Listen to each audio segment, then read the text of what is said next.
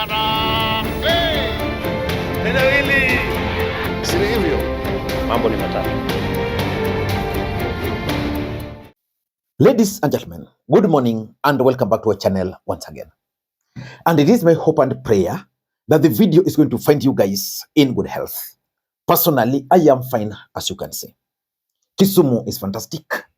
And maybe you could also let me know where you're watching the video from, the county or the country, in case you are out of the republic. Ladies and gentlemen, in November 2022, early November, I think it must have been around 2nd or 3rd there, William Samoei Arap Ruto, who had just been sworn into office a few weeks earlier, made several appointments to his government.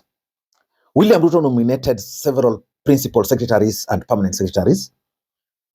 William Ruto nominated principal secretaries, ambassadors, and heads of parastatals to his government.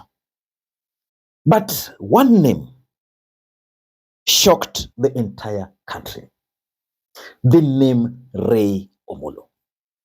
The country was shocked because President William Ruto nominated Raymond Omollo as the principal secretary for the Ministry of Interior and National Administration. That is one of the most powerful dockets in the Republic of Kenya. Kenyans were shocked because who was Raymond Omollo at that time? And why was President Ruto picking on Raymond Omollo? Because Raymond Omollo, as a matter of fact, is a Luo. And the majority of Kenyans had expected that William Ruto was going to pick someone from his own community, considering the high voltage politics at that time in that position. But the president picked on Raymond Omollo as the principal secretary for Interior and National Administration, and the entire country was shocked. Your Excellency, sir, I now invite Dr. Raymond Vicky Ojuang Omollo, the Principal Secretary, State Department for Interior and National Administration, to take his oath of office.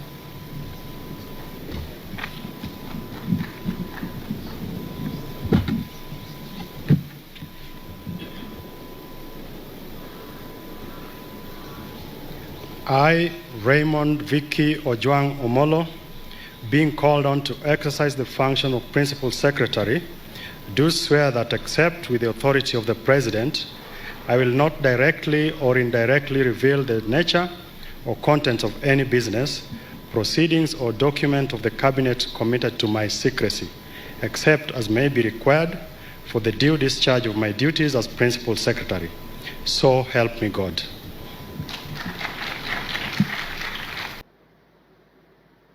Huyu rais kwa appointment ya huyu Omollo alinichenga kidogo. Si mnajua mimi ndio custodian ya shares katika hii serikali. Muko na habari? Sasa rais aliniita akaniambia, wewe kwa hii kuna kijana moja nataka kuchukua pahali, na ile kiti mimi nataka kupea yeye, usilete ile list yako ya shares kwa sababu ataanguka. Hii nikubalie tu tafadhali, because sisi ni marafiki. For this one, don't apply that formula because he will not make it. But I want to promise you that he is a good man, na wewe mwenyewe na Wakenya watakuja kufurahia. Mimi kwa sababu rais tumetoka mbali, sinajua Waswahili wanajuana na vilemba, nikaelewa haraka, nikaweka mambo ya shares kando, huyu akakuwa PS wa Interior. Had other shareholders been asked, hiyo kiti ya Interior haingekuja hapa. Huyu rais anapenda nyinyi. Maybe ni hiyo maneno ya huyu alitoka Kericho akaolewa hapa, I don't know, but he loves you. Na nishukuru rafiki yangu Raymond Omollo. Huyu Raymond Omollo ndiye alitusaidia tukapanga mambo ya UDA hapa kabla ya uchaguzi. He is the only person that I know in Nyanza that stood firm and identified with us before the election, risked his job where he was working. Indeed, even up to now, people like Gloria Oroba are yet to believe that Raymond Omollo deserved that appointment. Do you people ever wonder where Raymond Omollo came from? Like, he ain't a politician. Where was he before the scene? Where did he come from? Kisumu. Raymond Kisumu. Let me tell you about Raymond Kisumu. I was the chief agent for Nyanza. So that means all of Luo Nyanza and Kisii.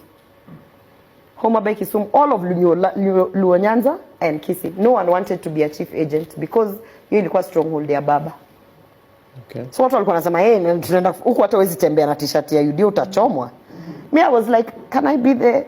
Me nataka, because as I told you, I work hard. I am like, focus hapa. It will pay off. So I volunteered to be the chief agent for Luo Nyanza, for all of Nyanza. And so closer to the elections, we had to put together agents, right, for the election. And so we had to work with the few people who'd risk to be our agents for UDA, chini ya maji. So when things were getting closer, my party leader, His Excellency William Ruto, calls me and he tells me, umepanga nini agents nini wa Nyanza? I mean, yes, Your Excellency, nini, unapeana brief, you know, this is how far we've come, nini. Then he tells me, okay, that's very good. Endelea na hao kando, lakini I'm sending you a number, and you call that person, you work with him, amepanga another set of agents. So me, I'm like, oh, cool. Remember, I'm from Europe, so all of this to me is like, this is interesting, yeah? You know, to me, it's like I'm living my dream. You know, I'll go back home, I'll join politics now. I've gone back home and I'm in politics. So I'm like, hey, another set of agents. Interesting. So nikatumiwa namba, na namba imesaviwa? Raymond Kisumu. Raymond Kisumu. That's how the president had saved him. So me nikasave Raymond Kisumu. Save. Nikamcall. So I'm like, oh yeah, I've gotten your number. And those days we used to call him boss. Even now I still call him whatever this situation is. So, hey boss, amesema nikupigie nini ati wewe ndio uko na agents wengine nini, tells me. Of course we are talking not on normal call because nayo pia tulikuwa tumekimbizwa na serikali. So he tells me, okay, sawa, wacha tuongee jioni, but ya niko na watu. Raymond Omollo, our PS for Interior, who nowadays doesn't pick my calls and treats me like shit, used to call me every third day to give me a brief. He used to call me and tell me, oh, okay, so we're doing this, I've done this, and I've spent this much money. I've brought them here in this particular venue, I've paid this for the venue, blah, blah, blah. Then I would tell him, oh, but have you gotten that authorized? Because then he would just be like, Raymond Omollo, itabidi nikunywe hiki tu kwanza nini. Alafu mchunguli hapo kama masubari zinakamkam, watupe kama 5 minutes. When the list of permanent secretaries was being put together, Raymond Kisumu called me severally because he was nervous that he was going to be played. So he missed out on the cabinet secretary slot, obviously, because he's not a politician and he didn't, you know, I mean, there were more deserving people than him. So when it came to the permanent secretary position, Raymond called me. We had dinner with Raymond in Lavington. He was convincing me to talk to the president because things are sounding like he could be forgotten. And I did draft a very nice message reminding the president, usisahau ule mtu wetu. And I showed him. I was like, unaona ndio hii. And I hit send. And we all know what happened after Raymond Omollo took office. ODM party took on William Ruto's government head on. Demonstrations were all over. And Raymond Omollo could not do anything. He could not do much. Then the handshake happened. And something is now very clear. Since that handshake took place, Raymond Omollo is establishing and stamping his authority as far as Luo politics is concerned. Ladies and gentlemen, in this video, I want to try and explain to you guys why the name of Raymond Omollo is littered all over Nyanza as we speak. Before we do that, for those who are watching this channel for the first time, please take a second or two, click that subscribe button so that next time we produce a video like this, YouTube will automatically notify you. And to the subscribers, I want to continue thanking you guys for your continued support. Because without that support, this channel cannot be where it is. Ladies and gentlemen, when William Ruto nominated Raymond Omollo as the Principal Secretary for Interior, most Kenyans could not believe. In Luo Nyanza, he had nominated Eliud Owalo to serve in his cabinet.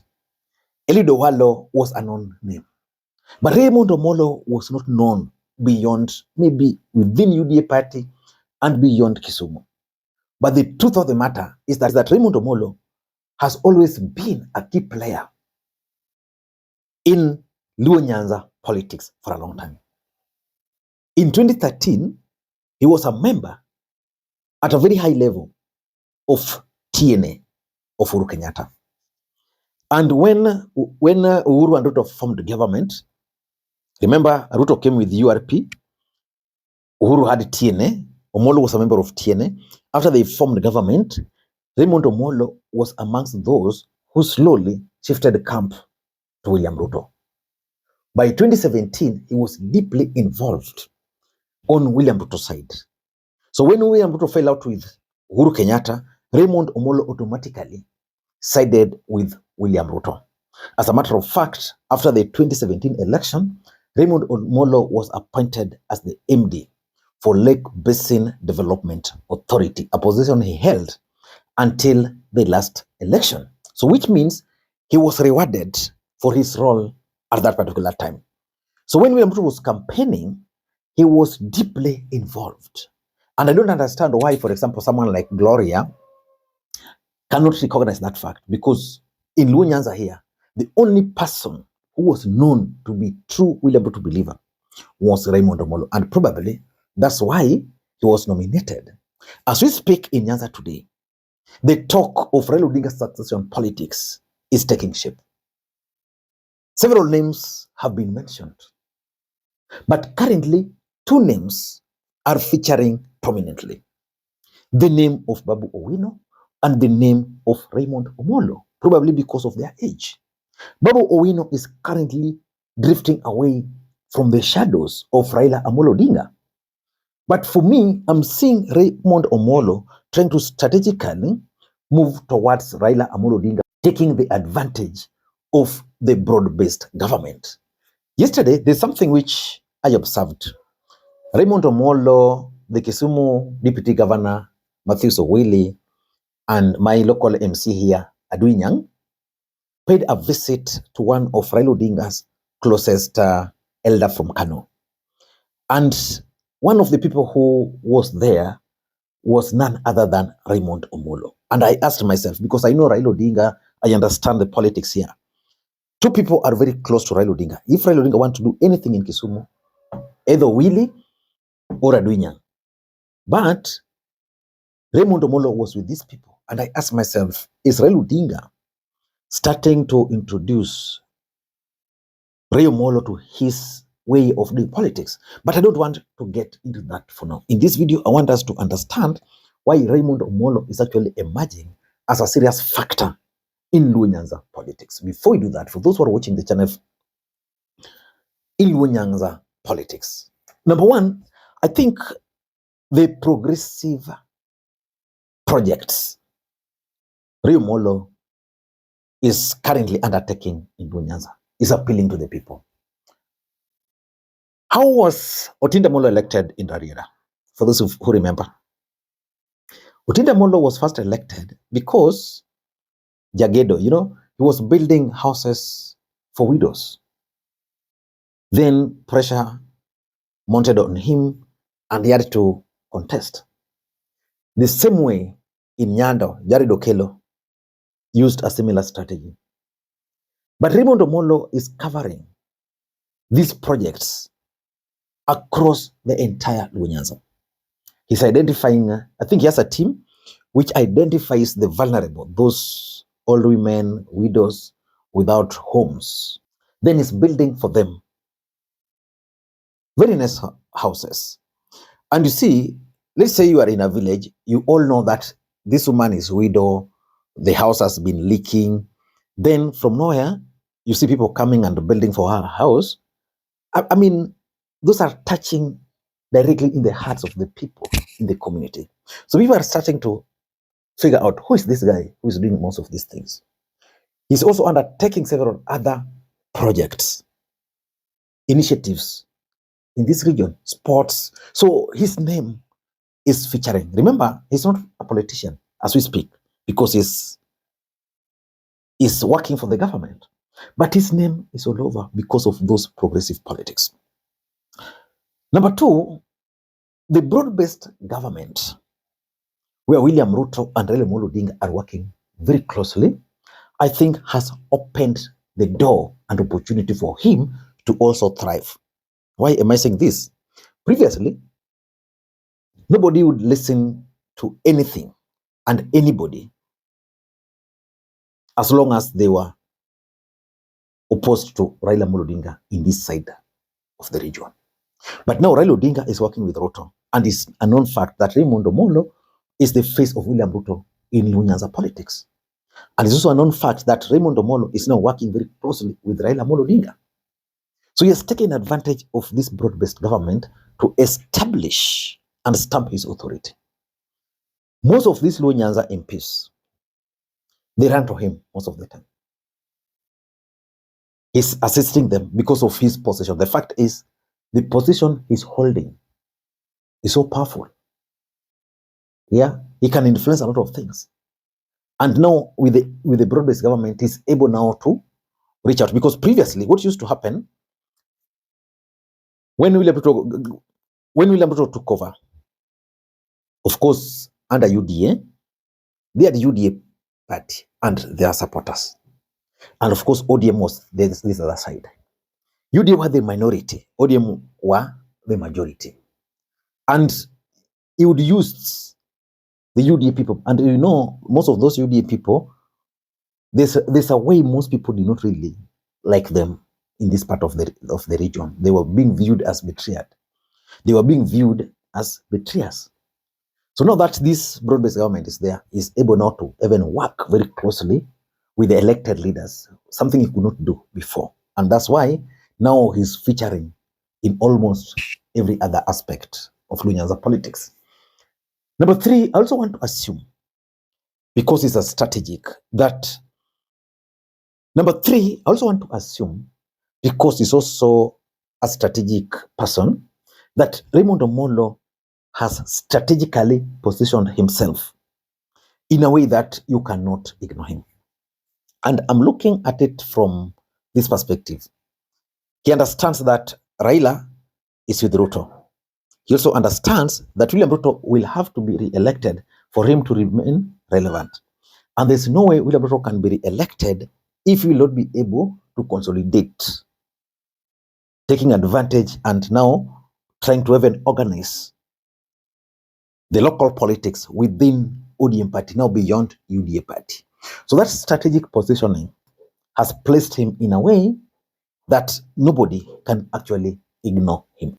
And number four, which is very important, I think his brand of politics is also working in his favor. Raymond Omollo is not a vibrant politician. In fact, the reason why currently in Nyanza they are talking of two people, Raymond Omollo and Babu Owino, is because of their brand of politics. Babu Owino is extreme and is appealing to those kind of people. Then Raymond Omollo is not abrasive, which means he's also appealing to a clique. For example, those who have problem with Babu Owino as a kingpin will find it easy working with Raymond Omollo. So his brand of politics, I think, is something which is helping him. You will not hear Raymond Omollo exchanging words with other leaders in Luo Nyanza. I know at some point, even in Homa Bay, there was high voltage politics. UDA leaders down there fighting Gladys Wanga. Some people attributed it to Omollo, but you would never hear Omollo. You will always see him with Gladys Wanga, you know, organizing Homa Bay MPs, things like those. And lastly, I think the Raila Odinga succession politics is also taking shape. And there are certain things we can't run away from. In 2027, Raila Odinga might not be on the ballot or will not be on the ballot. And if Raila Odinga will not be on the ballot, what is the future of the Luo nation? So the Luo Nation are thinking that William Ruto might actually pick a running mate from Luo Nyanza. And because he trusted his former ally, and because he trusted Raymond Omollo, the thinking is that Raymond Omollo can be picked as a running mate. Gladys Wanga can be picked as a running mate. They are also talking of each other name. Gladys Wanga and Raymond Omollo can actually be picked as William Ruto's running mate in 2027.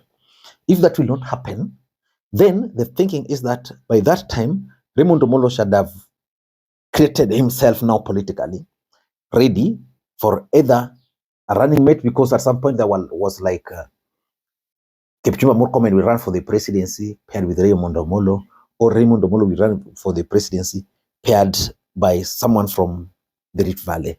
And because of the Raila Odinga succession politics, people are now open. They are saying, okay, what if Raila Odinga were to exit the political scene? Who should take over? Should Wadai take over? Should Raymond Omollo take over? Should Babu Owino take over? And because of that, he's now at the center of Luo Nyanza politics. I don't know what you think. That's my take. Until next time, this is Lee Makwiny. Bye-bye.